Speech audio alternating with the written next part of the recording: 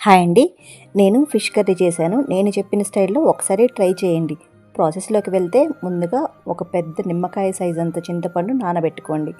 చేప ముక్కలను మంచిగా క్లీన్ చేసుకొని ముక్కలకి పసుపు, ఉప్పు, అల్లం వెల్లుల్లి పేస్ట్ పట్టించండి. ముందుగా చేపల పులుసు చిక్కగా రావడం కోసం ప్యాన్లోకి కొంచెం ఆయిల్ వేసి పెద్ద సైజు ఆనియన్ ఒకటి కట్ చేసుకొని అలాగే 2 టమాటాలను కూడా ముక్కలుగా కట్ చేసి కొంచెం ఫ్రై అయ్యాక చల్లారనివ్వండి. మరొక బాండీ పెట్టి ఆయిల్ వేసుకొని ఆయిల్ హీట్ అయ్యాక లవంగాలు, దాల్చిన చెక్క, పచ్చిమిర్చి, ఉల్లిగడ్డలు వేసి ఫ్రై చేసుకోండి. ఉల్లిగడ్డలు ఫ్రై అయ్యాక మనం కలిపి పెట్టుకున్న చేప ముక్కలను వేసి ఒకసారి కలపండి. చేప ముక్కలు ఎక్కువసార్లు కలిపితే మొత్తం చితికిపోతాయి. బాండీని అటు ఇటు కదుపుతూ ఉంటే ముక్కలు చితికిపోకుండా ఉంటాయి.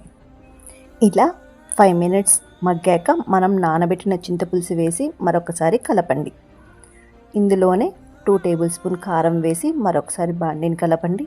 పులుసు మరిగే టైంలో మనం ఇంతకుముందు గ్రేవీ కోసం వేయించిన ఉల్లిగడ్డలు, టమాటాలు మిక్సీ జార్లో వేసి అలాగే ఇందులో కొంచెం నేను పండుమిర్చి కారం వేసాను. ఇది వేయడం వల్ల కర్రీ కలర్ఫుల్గా ఉంటుంది, టేస్ట్ కూడా బాగుంటుంది. ఇవి అన్నీ మెత్తని పేస్ట్లా చేసి పులుసులో యాడ్ చేయండి. గ్రేవీ యాడ్ చేశాక అదే మిక్సీ జార్లో కొన్ని వాటర్ కూడా వేసి మరొకసారి కలపండి.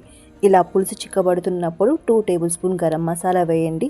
చేప పులుసు వాసన రాకుండా ఉండాలి అంటే కొద్దిగా మెంతిపొడి యాడ్ చేయండి. ఇవి అన్నీ వేసి 5 మినిట్స్ తర్వాత లాస్ట్లో కొత్తిమీర వేసుకుంటే మన చేపల పులుసు రెడీ. ఇలా ఒకసారి ట్రై చేసి ఎలా వచ్చిందో కామెంట్స్లో చెప్పండి. అలాగే నా వీడియో కనుక మీకు నచ్చినట్టయితే లైక్ చేసి సబ్స్క్రైబ్ చేయడం మాత్రం మర్చిపోకండి. Thank you so much for watching this video.